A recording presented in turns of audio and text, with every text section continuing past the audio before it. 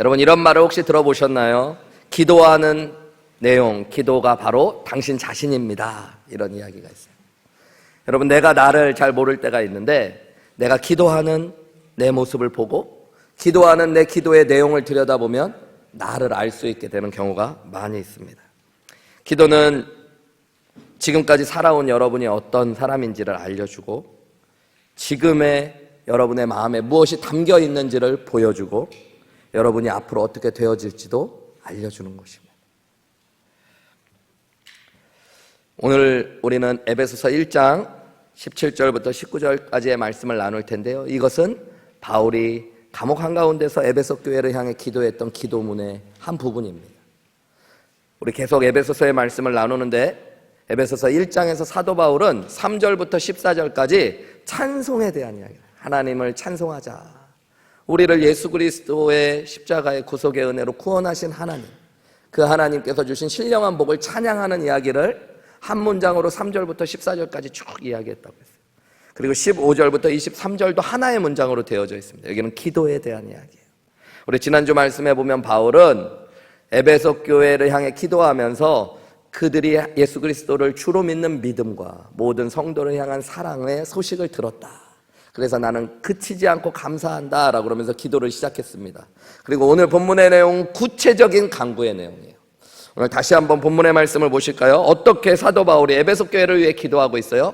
우리 주 예수 그리스도의 하나님, 즉 영광의 아버지께서 지혜와 계시의 영을 너희에게 주셔서 하나님을 알게 하시고 너희 마음의 눈을 밝히셔서 그의 부르심의 소망이 무엇인지, 성도 안에서 그 기업의 영광의 풍성함이 무엇인지, 그의 힘의 위력으로 역사하심을 따라 믿는 우리에게 베푸신 능력의 지극히 크심이 어떠한 것을 너희가 알게 하시기를 구한다라고 이야기하고 있습니다. 지혜와 계시의 영을 너희에게 주신다 이렇게 번역했는데요. 원어 성경으로 보면 이 영이 그냥 한글 성경으로 보면 성령을 주신다라는 얘기처럼 보여지지만 원어로 성경을 보면 정관사가 빠져 있어요. 보통 성령에는 정관사가 붙어 있는데 그냥 정관사가 빠진 영이라고만 되었기 때문에 많은 신학자들은 이것이 에베소 교회 교인들의 영이라고 해석하기도 합니다. 그러니까 하나님께서 에베소 교회 교인들의 영혼에 지혜와 계시를 불어넣으셔서 마음의 눈을 밝히셔서 하나님을 알게 하시고 부르심의 소망을 알게 하시고 하나님의 능력을 알게 하시기를 기도하고 있는 거예요. 근데 여러분 이것은 또 어떻게 보면 큰 차이가 없습니다. 우리의 영혼에 지혜와 계시를 불어넣으시는 분이 누구세요? 성령 하나님이시기 때문에 성령의 역사를 통해 우리의 영혼의 눈이 밝아져서 하나님의 지혜와 계시를 통해 하나님을 더 알게 되고 부르심의 소망을 알게 되고 하나님의 능력의 큼을 알게 되는 것, 그것이 바울이 에베소 교회를 향해 지금 기도하고 있는 간구의 내용이에요. 여러분 그냥 바울이 감옥에서 에베소 교회를 위해 기도하면 좋을 텐데 왜 편지에다 이것을 구체적으로 적었을까요?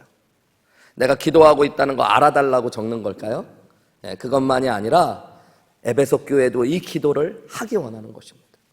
교회가 그리스도인들이 구원받은 사람들이 어떤 기도를 해야 되는지를 바울이 알려주고 싶었던 거예요. 그래서 바울은 지금 에베소 교회를 향한 기도를 편지에 적고 그들이 읽고 이렇게 함께 기도하자라고 이야기하고 있는 것입니다. 여러분 저와 여러분도 마찬가지예요.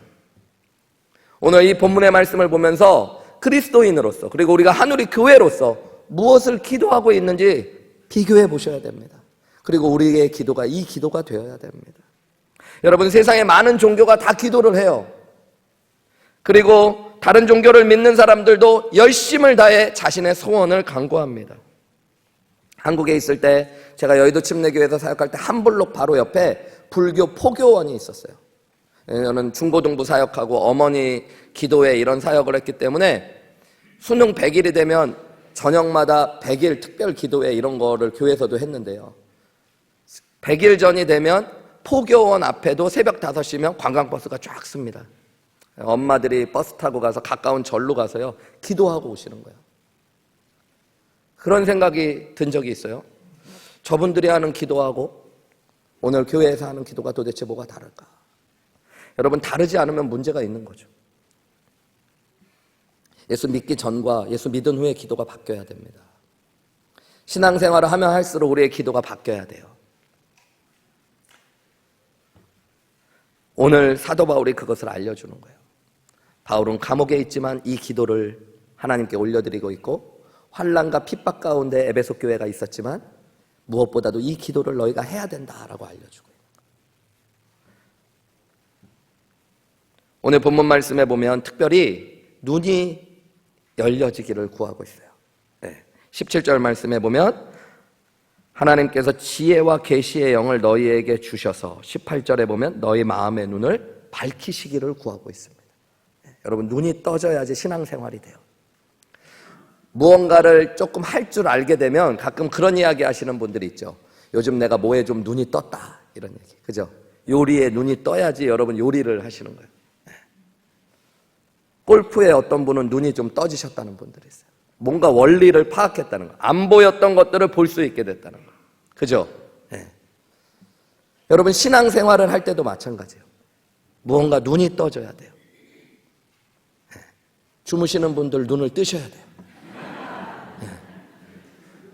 기도할 때 감으셔야 되고, 눈이 떠져야지 되는데 영적인 눈이 떠져야 돼요, 여러분. 그래서 오늘 바울이 이야기하는 대로 하나님을 알게 되기 시작하고, 부르심의 소망을 알게 되기 시작하고, 하나님의 능력의 크심을 알게 돼야 돼요. 열왕기하 6장에 보면 아람 군대가 이스라엘과의 적대 관계 속에 있었는데 날마다 패배하는 거예요. 이유를 알고 봤더니 하나님의 사람 엘리사가 기도하는 가운데 하나님께서 그 아람의 모든 전략을 알게 하셔서 그것을 통해서 이스라엘 군대가 맨날 승리한다는 걸 압니다. 그래서 열이 받아갖고 기습 공격으로 이 도단성이라는 성에 엘리사가 머물고 있는데 온 병력을 모아서 그 도단성을 포위합니다. 그리고 엘리사를 죽이기로 준비를 해요. 아침에 엘리사의 종이 눈을 떠가지고 집 밖에 나가봤더니 성 밖으로서 온 아람 군대가 포위를 하고 병거를 가지고 엘리사의 집을 에워싸고 있는 거예요. 게하시가, 종이었던 게하시가 엘리사를 부릅니다. 주인님, 주인님, 큰일 났습니다. 우리가 이제 죽게 되었습니다. 어떻게 해야 될지 모르겠습니다. 당황하고 두려워서 얘기해요. 그런데 엘리사가 나가서 그것을 보면서 똑같은 상황을 보는데 이렇게 얘기해요. 두려워하지 말라는 거예요. 우리를 위하는 것이 훨씬 더 많다고 이야기해요. 무슨 이야기를 하는지 이해를 못하니까 잠깐 눈을 감으라고 이야기하고, 열왕기하 6장에 보면 엘리사가 이렇게 기도합니다. 주여 하나님, 저의 눈을 밝혀 눈을 뜨고 보게 하여 주옵소서. 그때 눈을 딱 게하시가 떴더니요, 하나님의 불병거가 그들을 보호하고 에워싸고 있는 것들. 여러분, 똑같은 상황에 있지만 영적으로 눈이 떠진 사람이 없고 떠지지 않은, 신앙생활을 하는데 성경 공부도 하고 예배도 드리는데 영적인 눈이 떠지지 않으면 여러분 믿음의 걸음을 걸어갈 수가 없어요.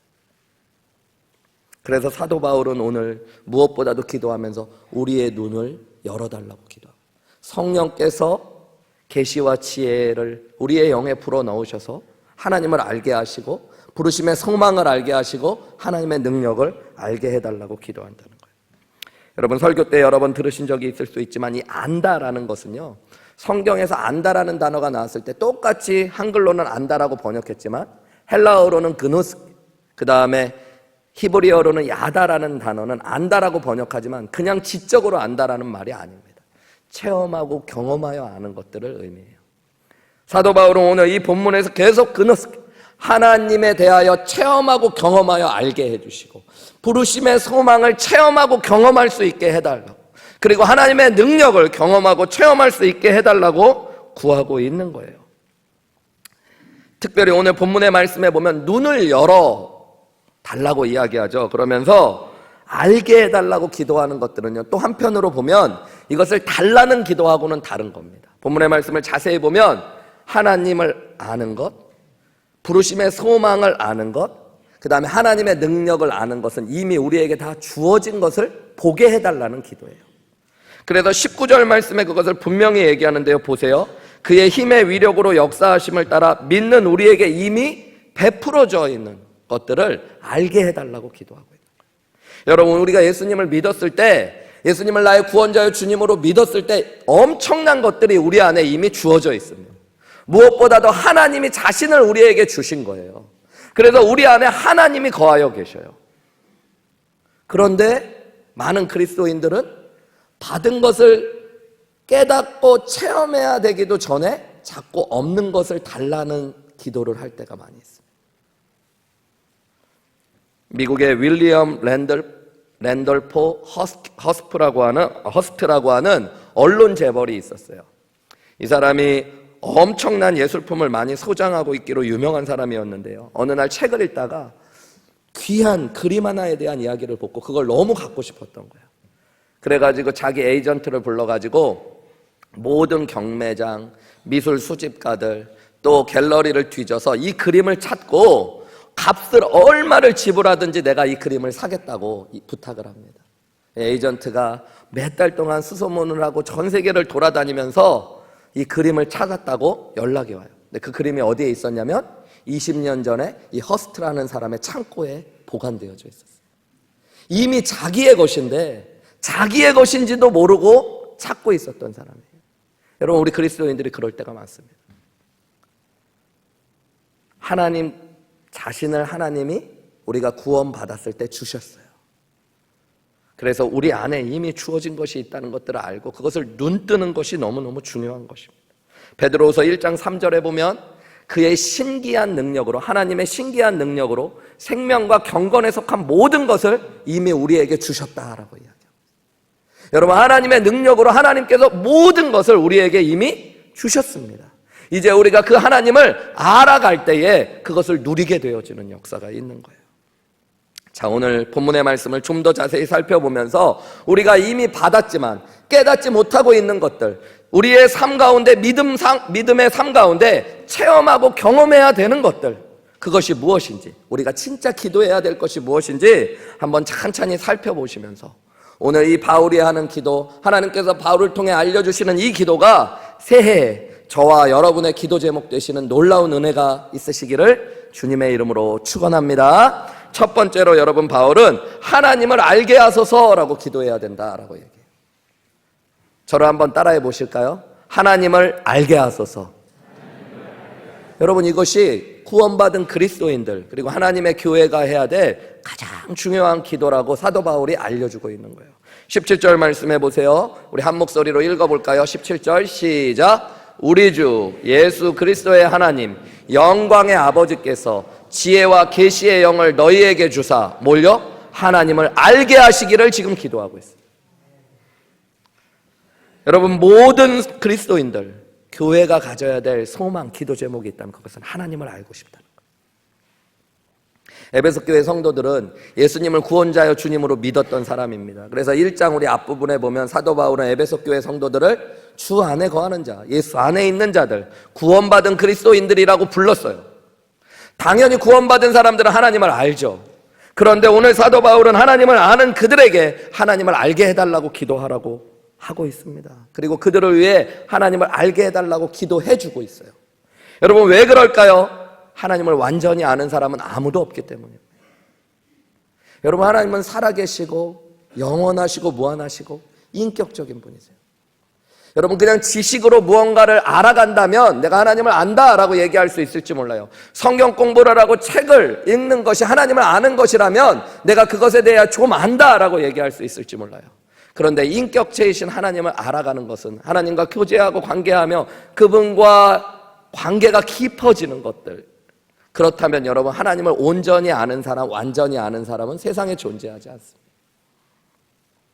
하나님을 제대로 알아가는 사람들 안에 있는 특징이 뭐냐면 하나님을 더 알고 싶어지는 거예요. 내가 하나님을 모를 때 여러분, 하나님을 알고 싶은 마음도 없어요. 아시죠, 여러분? 공부를 잘하는 학생은 내가 뭘 모르는지를 아는 학생이 잘하는 학생. 공부를 못하는 학생들은 내가 뭘 모르는지도 몰라요, 여러분. 몇 분 끄덕이시잖아요. 해봐서. 선생님이 오답 노트를 만들려는데 오답 노트를 만들기엔 오답이 많아. 내가 뭘 모르는지도, 이게 어려운 거예요, 여러분. 대가가 되어지고 무언가를 알아가면 여러분, 내가 뭘 모른다는 거를 깨달아가기 시작해요. 제가 대학원에 갔을 때 교수님 한 분이 그런 얘기를 하더라고요. 여러분들 가운데 만약에 여기서 석사학위를 잘 마치고 박사학위까지 잘 마치는 분들이 계시다면, 정말로 제대로 공부했다면 졸업식 날 학위를 받을 때 이렇게 고백하게 될 겁니다. 내가 정말 모르는 게 많구나. 이렇게. 근데 진짜 그렇더라고요. 석사학위를 마치고 박사학위를 마쳤을 때 깨닫는 게, 야, 나 진짜 모르는구나. 여러분, 이 사람이 뭔가를 아는 사람이에요. 사우스웨스턴 신학교에 노 음악 교수님이 한 분 계셔요. 이분은 피아노를 전공하고 교회 음악을 전공한 분이에요. 신학교에 교회 음악과의 교수들도 있고 교회 음악과 학생들도 많으니까 피아노를 칠 줄 아는 사람이 얼마나 많겠습니까? 이분이 항상 메인 채플에서 연주를 하실 만큼 실력이 뛰어난 분이에요. 이분에 대해서 학생들이 보는 모습은 뭐냐면 강의하고 밥 먹을 때 말고는 매일 피아노 연습을 하셔요. 피아노 앞에 앉아서 약간 정말 병적으로 저분은 저렇게 피아노를 잘 치는데 왜 맨날 허구한 날 피아노만 치실까? 어느 날 한 번은 이 교수님이요, 강의실에 학생들을 모아놓고 피아노 악보를 한번 팡 치셨대. 그랬더니 먼지가 이렇게 살짝 피어오르는 거예요. 그러더니 학생들에게 이렇게 얘기했대요. 제가 피아노와 음악에 대해 아는 거는 딱 요만큼입니다. 자기의 지식과 실력이 먼지 같다고 얘기해요. 해야 될 게 너무너무 많다라고 얘기해요. 그게 음악을 아는 사람이 하는 거예요, 여러분. 네. 음악을 잘 못하는 사람은 오늘 연주가 있는데 나 다 할 줄 알아. 나 연습 다 했어. 이게 모르는 사람이 하는 거예요. 우리 지난 송구영신 예배 때 장희찬 목사님 형님 장성찬 형제 되게 유명한 피아니스트거든요, 여러분. 그분이 오셔서 연주했잖아요. 그죠? 들어보셨나요, 여러분? 네. 너무너무 잘하죠. 네. 너무너무 잘하죠. 그런데 그 형제가, 장성찬 형제가 우리 교회에서 첼로 연습하는 거를 제가 일주일 내내 들었어요. 자기가 몇 개월 전에 공연한 곡이래요. 여러 번을. 그래서 그거를 연주하겠다고 했는데도요, 정말로 저도 지겨울 정도로 연습을 하는 거예요. 마지막까지, 마지막 공연 있는 그 송구영신 예배 얼마 전까지 2층에서 이 성가대실이 제 사무실 바로 위거든요. 계속 그래요. 제가 한 번은 이제 그만 연습 좀 하라고 올라갔거든요. 근데 아직 부족하대요. 옆에서 피아노 같이 쳐주는 희선자매도 거의 넉다운이 다 됐더라고요. 내가 듣기엔 너무 완벽한데, 첫날 연습할 때부터 완벽하던데 자기 아직 부족하다는 거예요. 그게 진짜 음악을 아는 사람들이 할 수 있는, 귀가 열리고 눈이 열린 사람들이 보는 거예요. 여러분, 하나님을 아세요? 니들이 개맛을 알아? 뭐 이런 것처럼 여러분, 니들이라고 그러는 거 아니고 광고 카피 2002년도 크랩버거 얘기한 거고요. 여러분, 혹시 하나님을 아세요? 내가 하나님을 알면 내 첫 기도 제목이 하나님을 더 알고 싶은 것이 되어져. 내 기도 제목이 그것이 없는 것은 내가 하나님을 모른다는 것들을 반증해주고 있는지도 몰라요. 여러분, 모든 것을 창조하시고 나를 다스리시고 구원하시고 나를 인도하시는 하나님을 모른다면 우리가 어떻게 제대로 인생을 살 수 있겠어요? 어떻게 우리가 제대로 믿음 생활을 하겠어요? 그러니까 이 세상의 대부분의 문제와 불행은 하나님을 모르는 데서 오는 겁니다. 호세아서 6장 6절에 보면 하나님이 이렇게 말씀하셔요. 나는 인애를 원하고 제사를 원하지 않는다. 예배 드리는 것보다, 예배를 원하지 않는다는 게 아니라 예배보다 사랑하며 사는 것, 그걸 하나님은 원하신대요. 하나님 사랑하고 이웃을 사랑하는 것. 그런데 하나님을 아는 것을 더 원하신다고 말했어요. 여러분, 하나님은 하나님 알기를 원하셔요. 이 얘기에 대한 반응으로 호세아서 6장 3절에 보면 호세아 선지자가 이렇게 외쳐요. 그러므로 여호와를 알자, 힘써 여호와를 알자고 외치는 거예요. 여러분, 이것이 우리의 소원이어야 돼요. 새해가 시작되면서 우리 마음에 무엇보다도 하나님을 알고 싶습니다. 하나님을 더 경험하고 싶습니다. 구원받은 그리스도인이라면 이것이 첫 번째 소원이어야 돼요. 여러분, 우리 한우리교회가 제가 가장 먼저 붙잡고 기도해야 되는 기도의 제목이 있다면 우리 교회가 하나님을 더 알고 싶습니다. 여러분, 그런 교회 되도록 기도해 주시기를 주님의 이름으로 축원드립니다. 부탁드립니다. 여러분, 하나님을 가장 기쁘시게 해드리는 게 하나님을 알아가는 거예요. 부모가, 자녀가 나를 알면 좋아요, 안 좋아요? 그냥 돈 주는 게 제일 좋아요? 여러분, 자녀들이 나를 아는구나, 이제 얘네들이 나를 아는구나 할 때 기쁨이 있잖아요. 그죠? 얘네가 날 너무 모르네. 그러면 그게 슬픔이 거죠. 근데 여러분, 나를 안다는 게 뭐예요? 부모를 안다는 게. 부모의 외모를 아는 거예요? 이름을 아는 거예요? 부모에 대한 정보를 아는 거예요? 부모의 마음을 아는 거죠. 그리고 부모의 사랑을 깨닫는 거죠. 그런 이야기 있잖아요. 부모가 자녀들 너무 사랑해서 생선을 구울 때마다 몸통에 있는 살 자녀들에게 주고, 머리 대가리에 있는 살만 엄마는 발라 먹으니까, 엄마 왜 이렇게 자꾸 생선 대가리만 먹어? 엄마가 뭐라 그래요? 엄마는 생선 대가리가 너무 좋아. 자녀가 어머니를 알면 우리 어머니가 나를 이렇게 사랑하는구나 알아야 되는데, 부모를 모르는 자녀들은 어떻게 해요? 나 우리 엄마가 제일 좋아하는 거 알아. 그러고 어머니 한갑 됐을 때 온 동네 시장 다니면서 생선 대가리는 다 모아가지고 어머니 갖다 주는 거. 여러분, 근데 우리가 그렇게 하나님 믿을 수 있어요. 나는 하나님 안다라고 생각하는데 진짜 하나님의 마음을 몰라. 하나님의 사랑을 모르면서 신앙생활을 할 수 있는 거예요.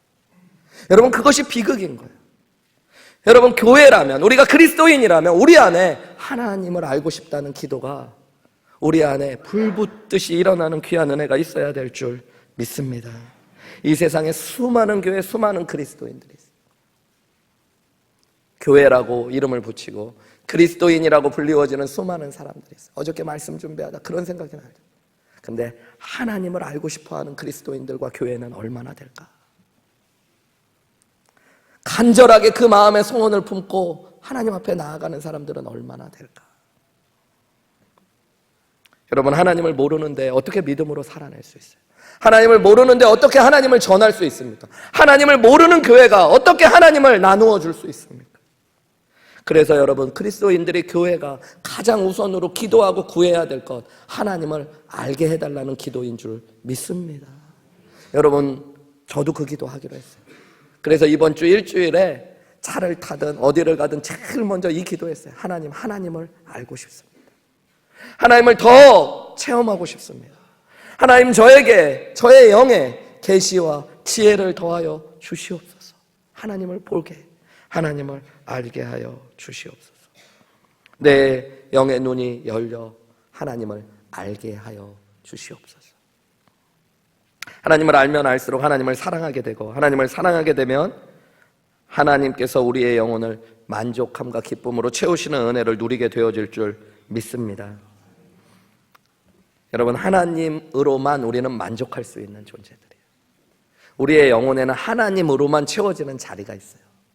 그래서 하나님을 체험하고 알수록 여러분, 우리의 영혼이 만족하게 되어져 있습니다. 반대로 우리 인생의 진짜 공허함들, 내가 먹어도 배가 고파, 내가 부족한 게 딱히 없는 것 같은데도 내 삶에 기쁨이 없어, 그냥 왠지 메마른 영혼처럼 살아가고 있다면 여러분, 그것은 돈이 없어서도 아니고 사람들이 나를 알아주지 못해서도 아니고, 여러분, 하나님을 내가 모르기 때문이라는 것들을 깨닫는 귀한 시간들 되시기를 주님의 이름으로 축복합니다. 그래서 하나님을 알게 해달라고 기도하세요. 저를 한번 따라해 보실까요? 하나님을 알게 하여 주시옵소서. 여러분, 이 기도가 여러분의 기도 되시기를 주님의 이름으로 축원합니다. 아침에 일어나서 그 기도하시는 거예요. 오늘 하루를 통해 하나님을 알게 하여 주옵소서. 성경을 펴면서도 여러분, 성경을 그냥 읽는 게 아니라 하나님을 알게 하여 주옵소서. 예배를 드리면서도 하나님을 알게 하여 주옵소서. 목장 모임을 하면서도, 식사를 하면서도. 지난주에 그 기도를 한 주간 이렇게 하는데요, 오래되지도 않아요. 3일이 됐는데 식당에서 밥을 놓고 기도하다가 그 기도 해야겠으니까, 하나님, 이 식탁에 있는 음식들을 보면 하나님을 알게 하여 주옵소서. 그리고 눈을 떴는데 여러분, 이상하게 눈물이 막 쏟아지는, 하나님이 나를 얼마나 사랑하시는지가 막 느껴지는 거예요. 여러분, 그게 예수 믿는 삶이어야 돼요. 감옥에 있는 사도 바울은 환난과 핍박 가운데 있는 에베소 교회 교인들을 향해 이것을 제일 먼저 강구하고 있어요. 너희가 하나님께서 지혜와 계시의 영을 너희에게 주사 하나님을 알게 해달라. 여러분, 그 기도가 저와 여러분의 기도가 되어서 올 한 해 저와 여러분이 하나님을 더 알고 더 체험하고 더 경험하는 놀라운 은혜가 있으시기를 주님의 이름으로 축원합니다. 두 번째로 여러분, 사도 바울은 그리스도인들, 에베소 교회 그리스도인들 성도들, 에베소 교회가 부르심의 소망을 알게 해달라고 기도해야 된다고 얘기합니다. 저를 한번 따라해 보실까요? 부르심의 소망을 알게 하소서. 여러분, 부르심의 소망이 무엇을 의미하는 걸까요? 본문의 말씀 18절을 보면 정확하게 얘기하면 너희 마음의 눈을 밝히사 그의 부르심의 소망이, 그가 누굴까요? 영광의 하나님 아버지, 우리 주 예수 그리스도의 아버지를, 하나님, 성부 하나님, 하나님이 우리를 부르신 것에 대한 소망이 무엇인지를 알게 해달라고 기도하는 거예요. 하나님이 어디로 우리를 부르셨어요? 이 땅으로 부르셨고 하나님의 자녀로 부르셨고 에베소 교회 교인들을 교회로 부르셨습니다. 여러분, 하나님이 우리를 부르시고 보내시고 인도하시는 데는 하나님의 소망이 있다는 거예요. 하나님이 그냥 우리를 이 땅에 보내신 게 아니에요. 하나님이 그냥 우리를 구원하신 게 아니에요. 하나님이 그냥 우리를 한우리교회로 예수 그리스도 안으로 인도하신 게 아닙니다. 여러분, 하나님이 우리를 이 땅에 보내실 때 하나님의 소망이 있었어요. 하나님이 우리를 구원하시면서 우리를 향해서 가지신 소망이 있었다는 거예요. 하나님이 우리를 교회로 부르셔서 가지신 소원이 있어요. 여러분, 다른 말로 하면 하나님이 내 인생을 향한 계획과 목적이 있으시다는 겁니다. 하나님이 나를 구원하실 때 나를 구원하신 하나님의 목적과 계획이 있으세요, 여러분. 하나님이 우리를 한우리교회로 불러 모으신 하나님의 계획과 목적이 있으시다고요, 여러분. 그것을 알게 되는 게 복이에요, 여러분. 그래야지 우리는 어떻게 살아가야 되는 줄 알고 어떻게 살아가는 것이 하나님 앞에서 성공인지를 깨닫게 되는 겁니다. 요즘 젊은이들 보면 진짜 능력들이 많은 것 같아요. 시대가 바뀌어서요, 정보도 빨리빨리 알고 외국어도 정말로 잘하더라고요. 요즘 막 미국에서 15년 산 저도 영어를 잘 못하는데 막 미국에 온 한국 중학교 고등학교 애들도 영어를 얼마나 원어민처럼 잘해요, 여러분. 참 능력들이 대단한 거예요. 근데 보면 한 가지, 인생의 목적을 모르는 젊은이들이 참 많아요. 무엇을 위해 살아야 되는지, 어떻게 살아야 되는지. 여러분, 나를 향한 하나님의 부르심의 소망을 알게 될 때 우리 인생은 진짜 길을 찾게 되는 거예요. 여러분, 그래서 그것을 위해 기도하셔야 돼요. 우리 가정을 부르신 하나님의 소망, 우리 교회를 이 땅에 세우시고 달라스 캐럴턴에서 이렇게 함께 모여 예배하게 하시는 하나님의 소망이 있다고요, 여러분. 그 일을 이루어가는 거예요.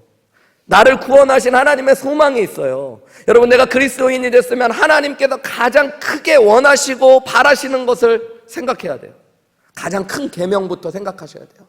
성경에 답이 많이 나와 있어요. 마태복음 22장에 보면 한 율법사가 예수님께 와서 질문해요. 가장 큰 계명이 뭡니까? 예수님이요, 망설이지 않고 얘기하셨어요. 예수께서 이르시되 내 마음과 내 마음을 다하고 목숨을 다하고 뜻을 다하여 주 너의 하나님을 사랑하라 하셨으니 이것이 크고 첫째 되는 계명이요 둘째도 그와 같으니 내 이웃을 내 몸과 같이 사랑하라 하셨으니 이 두 계명이 온 율법과 선지자의 강령. 하나님의 말씀 뜻을 하나로 묶으면 여러분, 마음과 목숨과 뜻을 다하여 하나님을 사랑하고 내 이웃을 내 몸과 같이 사랑하라는 것입니다. 예수님께서 이 땅에서 마지막으로 남기신 명령이 있어요. 우리에게 맡기신 여러분 하나님의 뜻, 명령이 있어요. 그게 뭐예요? 마태복음 28장 19절과 20절에 보면 그러므로 너희는 가서 모든 족속으로 제자를 삼아 아버지와 아들과 성령의 이름으로 침례를 주고 내가 분부한 모든 것을 가르쳐 지키게 하라. 볼지어다 내가 세상 끝날까지 너희와 항상 함께. 여러분, 하나님 정말 죽도록 사랑하고 내 이웃을 내 몸과 같이 사랑하며 내가 예수님의 제자 되고 다른 사람들을 예수님 제자 삼는 것, 그것이 하나님이 우리를 구원하시고 교회로 부르신 목적이에요. 이 일들을 이루기 위해서 여러분, 우리 교회가 구체적으로 실천해야 될 5가지 비전이 있잖아요. 그레이스를 따라서 Glorify God with worship, 하나님께 예배로 영광 돌리고, Reach out to community, 지역사회를 섬기고 봉사하고, Awaken the world with gospel, 복음으로 온 세상을 깨우고 전도하고 선교하고, Connect with Christ body, 그리스도의 몸으로 서로 교제하고 한 몸 되고, empowering disciples. 제자로서 훈련받고 강화되는 것. 여러분, 교회 와가지고 나는 왜 예배해야 되는지 모르겠어. 하나님 사랑하기 위해. 그리고 함께 사랑을 나누기 위해. 교회 왔는데 나는 왜 봉사해야 되는지 모르겠어. 하나님 사랑하는 마음으로 성도들을 내 몸처럼 아끼고 사랑하기 위해 봉사하시는 거예요. 그래서 지금도 이 시간에 주방에서 봉사하시고 유치원부터 영유아부, 초등부, 중고등부 아이들을 섬겨주시는 분들이 계신 거예요. 그것이 우리 인생을 향한 하나님의 목적이니까. 왜 목장 모임해요? 하나님이 우리에게 이웃을 내 몸처럼 사랑하라고, 함께 하나님 사랑하라고 부르셨으니까요. 그래서 내가 예수님의 제자 되고 다른 사람들이 예수님 제자 되도록 도우라고요. 왜 전도하고 선교해요? 가뜩이나 교회도 좁아 죽겠는데. 아, 저 사람 왜 또 우리 교회 왔어? 새로운 사람. 하나님 사랑하고 이웃을 내 몸처럼 사랑하면 여러분, 복음으로 한 영혼이 구원받는 것보다 귀한 일이 어디에 있어요? 예수님 제자 삼는 일 땅끝까지 이르러 하라고 말씀하셨으니까 여러분, 그 사명을 위해 우리가 시간도 쓰고 물질도 쓰고 헌신하셔야 돼. 그게 내 인생을 향하신 하나님의 부르심의 소망이니까. 그것을 알게 되는 것, 여러분, 그게 복입니다. 복. 여러분, 우리는 신앙생활 한다고 하면서도 맨날 기도하면 내 소원, 내 뜻, 내 야망. 여러분, 내 소원을 이루어 달라는 거는 알라딘도 하잖아요. 그죠? 지니한테. 그게 구원받은 그리스도인들과 무슨 차이가 있어요? 기도 제목 목사님한테 얘기하면 별거 있나요? 그러면서 별걸 다 얘기하셔. 우리 온 가족 건강하고, 우리 남편 승진하고, 우리 애 좋은 대학 가고, 목사님 집도 좀 샀으면 좋겠고, 별거 없다고 그러고선 그런데 하나님을 알고 싶고, 하나님이 우리 가정을 향한, 내 인생을 향한, 우리 교회를 향한 소망을 알고 싶다라는 그 하나님의 소망, 그 꿈을 알고 싶어 하는 사람들은 별로 없어요. 여러분, 창조와 구원, 하나님의 인도하심에는 목적이 있어요. 나를 향한 하나님의 목적이 있다. 꿈이 있다고요. 진화론은 여러분, 그것이 뭐 맞다 틀리다 이런 걸 얘기할 필요도 없지만, 그냥 진화론의 가장 중요한 핵심 이론은 우연 발생. 모든 것이 우연히 이루어진 거예요. 우연이라는 얘기는 뭐냐면 목적이 없다는 거예요. 여러분, 하나님은 말씀하셔요. 하나님이 이 땅을 지으셨어요. 저와 여러분을 만드셨어요. 하나님께서 우리를 창세전에 선택하셔서 하나님의 자녀 삼으셨습니다. 예수 그리스도의 피로 우리를 구속 죄사하셨습니다. 성령께서 우리 안에 거하시며 구원의 보증을 주셨습니다. 하나님께서 우리를 구원하시고자 하신 목적이 있었어요. 그냥 하나님이 우리를 구원하신, 걸려서 여러분 예수님 믿게 된 사람 없어요. 이 땅에서 내가 살다가는 누구 잘못 만나서 예수 믿게 됐다 이럴지 모르지만 하나님 눈에서는 여러분 그냥 걸린 사람은 없어요. 하나님께서 여러분을 향한 소망이 있으셨다. 이 땅에서 내 꿈과 야망이 아무리 대단한 것 같을지라도 여러분, 하나님께서 나를 향해 가지신 소망에 비하면 다 낮고 연약하고 비천한 것들에 불과해요. 마지막 날 하나님 앞에 서게 될 거예요. 머지않은 날 여러분 다 하나님 앞에 서실 겁니다. 그때 하나님 앞에 저 하나님 소망 이루며 살았어요, 이렇게 하셔야죠. 하나님이 너 내 소망, 내가 너를 향해 가졌던 계획들 어떻게 하고 살았니? 그게 뭔데요? 이렇게 얘기하셔요. 여러분, 우리의 눈이 열려야 돼요. 하나님이 내가 무엇을 하기 원하시는지 깨달아 가야 돼요. 우리 교회가 어떻게 하기를 원하시는지 깨달아 가셔야 돼요. 여러분, 그것이 우리의 기도가 돼야 돼요. 이것은 내가 공부한다고 아는 게 아니라 성령께서 우리의 영을, 눈을 밝혀 깨닫게 하실 때 알게 되는 거예요. 저는 저와 여러분이 하나님이 나와 여러분을 향해 가지신 소원, 그 하나님의 뜻, 목적을 깨닫게 되는 은혜가 있으시기를 주님의 이름으로 축원합니다. 그리고 그것을 알아가는 한 해 되시기를 주님의 이름으로 축원합니다. 그러니까 기도하셔야 돼요. 뭘 기도하셔야 돼요? 부르심의 소망을 알게 하여 달라고 기도하셔야 돼요. 하누리 교회로 나를 부르신 하나님의 소망을 알게 해달라고 기도하십시오, 여러분. 그 일을 이루어 가셔야 됩니다. 마지막 세 번째로 사도 바울은 에베소 교회 성도들을 향해서 이렇게 기도해요. 하나님의 능력을 알게 하여 주옵소서. 한번 저를 따라해 볼까요? 하나님의 능력을 알게 하소서. 여러분, 이것이 우리의 또 기도가 돼야 돼요. 19절 말씀에 보면 사도 바울은 이렇게 이야기하죠. 그의, 이게 하나님이에요. 하나님의 힘의 위력으로 역사하심을 따라 믿는 우리에게 베푸신 능력의 지극히 크심. 말이 되게 길죠. 네, 여러분, 힘, 위력, 역사, 능력, 이 단어들이 다 보면 나름 심오한 뜻들을 담고 있어요. 헬라어 원어로 보면 여러분, 힘이라는 단어는 이스큐스라는 단어인데 역사한다라는 얘기예요. 힘이 그냥 운행하고 행사되고 역사한다라는 뜻이에요. 위력이라는 말은 크라토스라는 단어인데 장애물과 문제를 극복하는 것들을 의미해요. 역사는 에네르기야, 안에 내재되어 있는 힘을 의미해요. 듀나미스, 능력은 듀나미스라는 건데 그것은 무엇이든지 해내는 능력을 의미해요. 여러분, 그러니까 우리 안에 이 능력이 있어요. 왜냐하면 성령 하나님이 우리 안에서 내재하시며 모든 문제를 극복하시고 무엇이든지 이루어낼 수 있는 역사하는 힘 자체를 가지신 하나님이시라고 오늘 이야기해주고 있는 거예요. 여러분, 예수님을 믿었을 때 성령이 내 안에 계시다는데 그 성령이 누구셔요? 하나님이셔요. 하나님 자신이시기 때문에 그분은 무엇이든지 이루어낼 수 있는 능력이 있으신 하나님이에요. 여러분, 그것을 믿으시기 바랍니다. 여러분, 신앙생활은 하나님의 능력을 경험하면서 하셔야 돼요. 많은 사람들이 하나님의 능력을 경험하고 싶어하는 것 같지만 믿음 생활하는 분들 중에 하나님의 능력을 진짜 구하는 분들 많지 않더라고요. 우리는 본능적으로 내 힘으로 뭔가 해결할 수 있는 것들을 자꾸 찾고요, 그 안에 머물려는 특성이 있어요. 여러분, 근데 성도는 내 능력으로만 살아가는 사람이 아니라 하나님의 능력을 경험할 줄 알아야 됩니다. 사도 바울, 예수님 믿기 전에 아마 열심히 사는 사람이었을 거예요. 그죠? 가말리아의 수아에서 공부하고 사내들인 회원이 될 정도로 젊은 나이에 성공한 사람이니까 여러분, 옛날이나 지금이나 성공하려면 애쓰고 노력하고 몸부림쳐야 됐어요. 물론 뛰어난 지식도 있고 능력도 있었겠지만 열심히 노력하지 않고는 성공하기 위해 사람을 죽이는 데까지도 나아갔다. 수단과 방법도 가리지 않았어요. 그런데 그가 예수님 믿고 나서 깨달은 게 있어요. 하나님의 사역을 감당하는 건 내 힘으로 되지 않는다는 걸 자꾸 부딪히는 거예요. 하나님께서 사도행전에 보면 그의 힘으로 해결할 수 없는 일들을 계속 만나게 하십니다.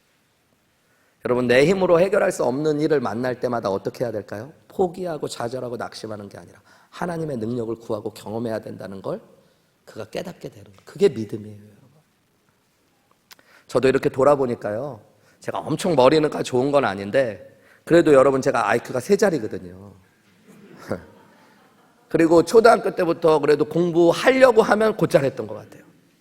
공부 맘 잡고 하면 뭐 전교 3손가락 안에도 들어본 적도 많고, 안 하면 조금 떨어지고, 그러니까 나름 열심히 했던 것 같아요. 한국에서 나름 공부하려면 열심히 해야 되잖아요. 다 중고등학교 때 막 새벽 2시까지 공부하고 막 시험 볼 때는 밤도 새서 공부하고, 심지어 조금 더 점수 잘 받으려고 좀 부끄럽지만 중학교 때 여러분 수단 방법 가리지 않고 컨닝 해본 적도 있어요.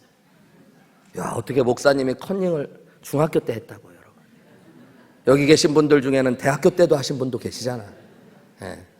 교회에서 성경 공부 시험 볼 때도 컨닝하는 분 계시더만 뭐. 솔직하게 제가 다 봤는데 못 본 척 해드리는 겁니다. 예. 근데요, 미국에 와서 유학을 하려고 왔는데 30대 중반에 신학교를 어떻게 딱 가기는 갔는데, 사우스웨스턴은 그래도 한국 사람들이라도 조금 더 많고 그런데 제가 공부 시작했던 켄터키 루이빌에 있는 서든은 백인들만 거의 가득해요. 한국 사람들은 거의 있지도 잘 않아요. 근데 그냥 공부 시작하는 거더라고요. 어떻게 공부하는지 잘 알려주지도 않고 막 두꺼운 책 갖다 놓고 하루에 막 50페이지씩 읽으라는데 여러분, 밤을 새는데 10페이지를 못 읽겠어요. 진짜로. 사전을 찾고 찾다가요, 밤이 샜는데 10페이지를 읽으니까 눈물이 나오더라고요. 진짜로요. 나 이거 어떡하지? 3달 정도가 됐는데 한국 가고 싶더라고요. 솔직하게. 근데 그 말은 못 하겠더라고요. 아내랑 애들 다 나만 믿으라고 데리고 오고, 우리 아내는 아침 9시부터 나가가지고 저녁 6, 7시, 8시까지 유학생 남편 뒷바라지 한다고 뷰티 서플라이 가갖고 그렇게 애쓰며 일하는데 나 공부 못 하겠다, 야 관두고 가자, 이 얘기 못 하겠더라고요. 간단하게 20페이지짜리 뭐 하나 써서 내래요. 근데 그게 간단하지가 않아요. 진짜 못 쓰겠어요, 여러분. 무슨 문장을 적어야 될지도 모르겠더라고요. 눈물도 안 나와요, 여러분. 놀면은 글자가 안 보일까봐 속으로 막 울면서. 그래서 상담을 좀 하기 원한다고, 누구에게 도움을 받기 원한다고 교수님한테 부탁을 했더니 박사과정에 있는 조교 하나를 만나게 돼요. 내가 내 상황을 얘기하고 나 너무 힘들다. 그러면서 막 얘기했더니 떠듬떠듬 안 되는 영어로 얘기했더니 저 말하는 걸 보더니 그러더라고요. 너 진짜 보니까 너 너무 힘들겠다. 그러면서 그러는 거예요. 너 지금 석사과정 할 애가 아닌 것 같아. 관두라고 얘기하더라고. 와, 그래서 내가 물어봤어요. 너 몇 살이냐고. 27이래, 27. 와, 한국말만 할 줄 알면 갔다가 불러가지고. 그러고 싶은데 그 말도 못 하겠는 거예요. 여러분, 그러고 나니까 진짜로 기도하기 시작하더라고요. 하나님 도와줄 사람도 없어요. 내 능력으로는 도저히 안 돼. 밤새도 10페이지밖에 못 읽겠어요.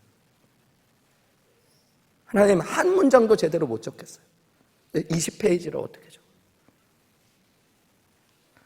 그렇게 하는 기도는 여러분 간절할 뿐만 아니라 오래 합니다.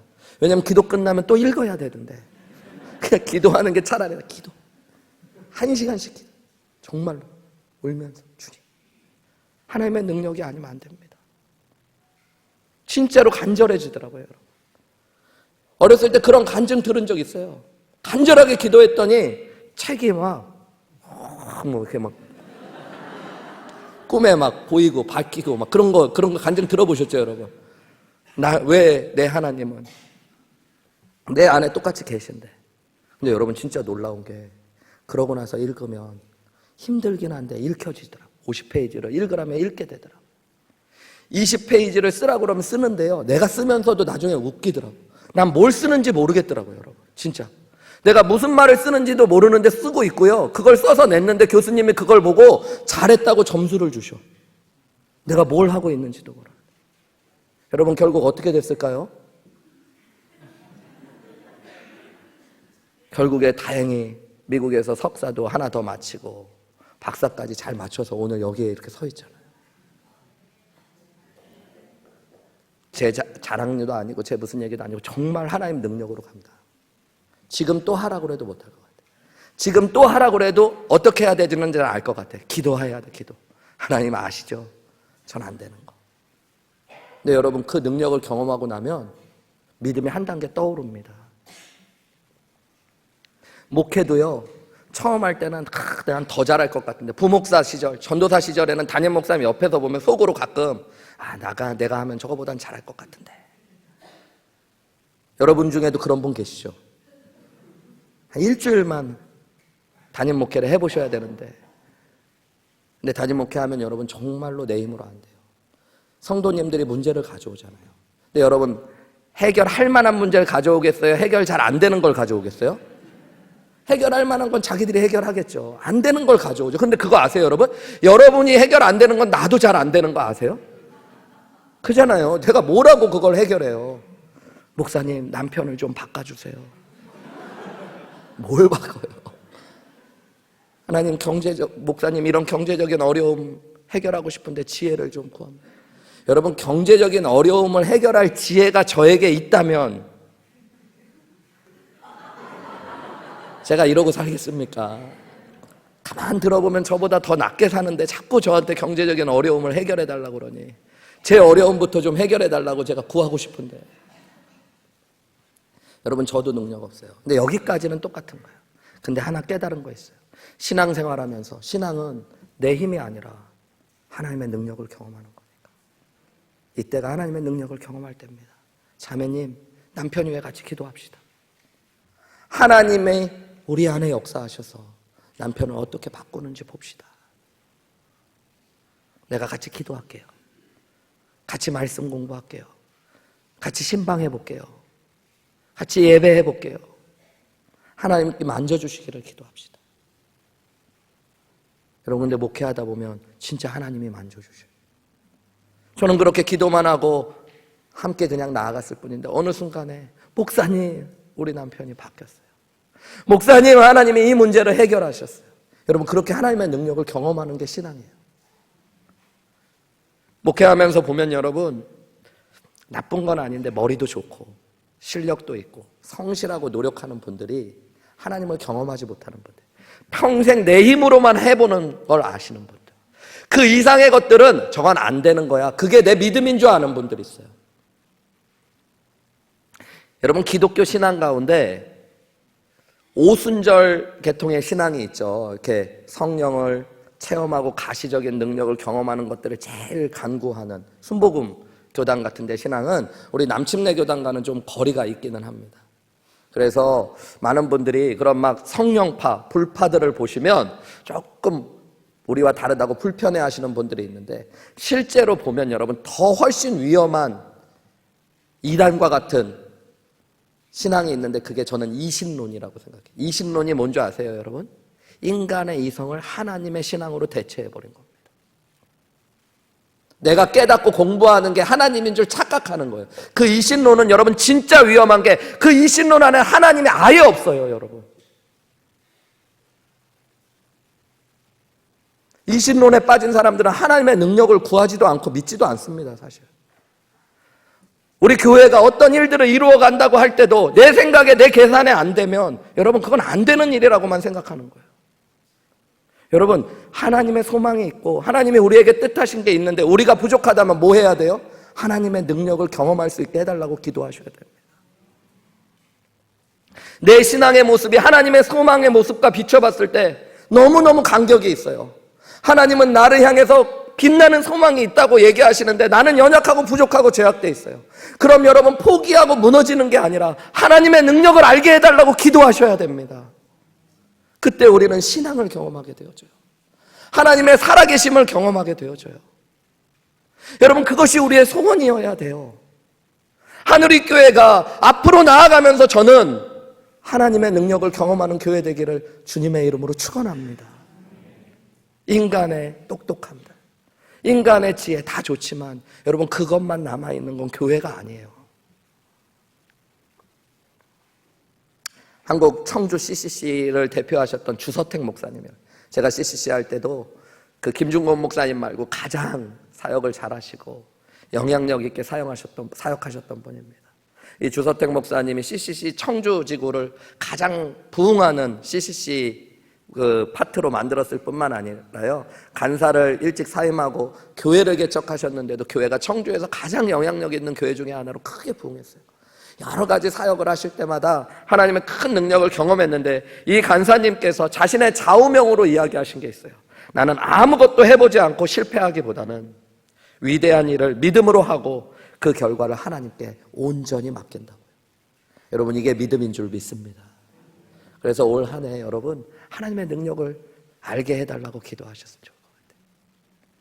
여러분, 하나님의 능력 알게 해달라면 하나님이 알려주실 거예요. 아버지가요, 여러분, 그거 신나는 일입니다.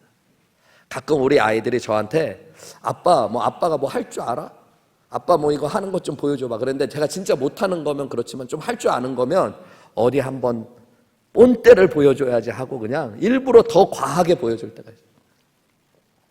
물론 하나님 그런 하나님 아니지만 여러분, 우리가 하나님, 내 안에 계신 그 하나님의 능력을 알고 싶습니다 하면 하나님이 진짜 알겠어, 내가 보여줄게, 내가 경험하도록 도와줄게, 그렇게 우리의 삶에 역사하실 수 있는 하나님이신 줄 믿습니다. 미국에 케네스 해긴이라는 목사님이 계셨어요. 이분이 17살에 심장병을 앓으시고요, 희귀 혈액병 때문에 죽음의 위기를 겪으셨습니다. 그 가운데 복음을 듣게 되고 예수님을 믿게 되고 회심하신 분이에요. 그리고 목회자로 헌신하십니다. 하나님께서 이분을 목회자가 되고 나서 어느 순간부터 불처럼 사용하셔가지고 70년 동안 사용하시고 레마 바이블 신학교와 케네스 해긴 미니스트리라는 단체를 세워서 미국의 가장 영향력 있는 목사님으로 사역하게 하셨던 분 중에 한 분입니다. 근데 이분의 이야기를 보면 이분이 목사가 되고 나서요, 오늘 우리가 나누었던 에베소서 1장 17절부터 19절의 말씀을 어느 순간에 읽게 됐어요. 그리고 이 기도가 떠올라가지고 자기의 영혼에 새겨지는 것 같은 경험을 합니다. 내가 평생 이 기도를 해야겠다. 하나님을 알게 해주세요. 하나님의 부르심의 소망을 알게 해주세요. 하나님의 능력을 알게 해주세요. 내가 이 기도만 해야지 라고 결심하시고 이분이 기도를 시작합니다. 6개월이 지나갔어요. 6개월 됐는데 이분의 자서전에 보면 성령이 풀릴 듯 자기 안에서 역사하시는데, 성경을 읽을 때요, 성령의 역사로 하나님이 막 알게 돼. 하나님의 마음이 깨달아져요. 성경이 그림처럼 막 자기에게 다가오고 하나님을 깨닫고 알게 되는 역사가 일어나는 거예요. 마음의 눈이 열려가지고요, 하나님이 자신에게 무엇을 원하시는지가 깨달아지는 역사가 일어나는 거예요. 어떤 말을 하기 원하시는지, 어떤 일을 행하기 원하시는지, 하나님의 소원과 소망이 막 깨달아져요. 무엇보다도 하나님이 자신과 함께 한다는 게 느껴지니까 그 확신이 생기면서 두려움이 싹 사라져버리기 시작합니다. 능력의 하나님이 나와 함께 하신다. 그분은 그의 자서전에서 이렇게 얘기해요. 내가 이 내용을 가지고 그대로 기도하고 응답을 받으면서 나는 매일매일 그 순간이 어느 때보다도 신앙의 가장 전성기를 맞아요. 6개월 때부터 그 다음날은 더 전성기. 여러분, 하나님을 알고 하나님의 부르심의 소망을 알게 되고 하나님의 능력을 경험하면 그것이 신앙의 전성기가 되어질 줄 믿습니다. 여러분, 지난 신앙생활을 돌아보면서 여러분 지금이 여러분의 신앙의 어떤 때예요? 옛날이 좋았지. 그때 참 뜨거웠는데 불행한 거예요. 여러분, 올 한 해가 여러분 신앙의 전성기가 되시기를 주님의 이름으로 축원합니다. 하나님을 가장 깊이 알게 되는 한 해, 하나님의 부르심의 소망을 분명히 알게 되는 한 해, 하나님의 능력을 경험하게 되는 한 해 되시기를 주님의 이름으로 축원합니다. 결국 신앙은 시선의 문제예요. 눈의 문제. 말씀을 마치면서 어저께 생각하는데 예수님하고 스데반 집사님이 떠오르더라고요. 예수님은 십자가에 못 박혀 죽으시면서 하늘을 우러러 기도하시고, 여러분 스데반 집사님은 돌에 맞아 죽어가면서 영적인 눈을 들어 하늘을 우러러 보죠. 그랬더니 하나님이 일어서셔서 두 팔을 벌리고 그를 바라보고 계시는 걸 봐요. 하나님을 보고 하나님을 알게 되고 하나님이 자기에게 원하시는 소망을 깨닫게 되고, 그때 하나님의 능력으로 그 죽음의 자리에서도 천사처럼 빛나는 미소를 갖게 되는 것, 그것이 여러분 믿음인 줄 믿습니다. 여러분 올 한 해 여러분 가운데 이 기적 같은 은혜가 있으시기를 주님의 이름으로 축원합니다.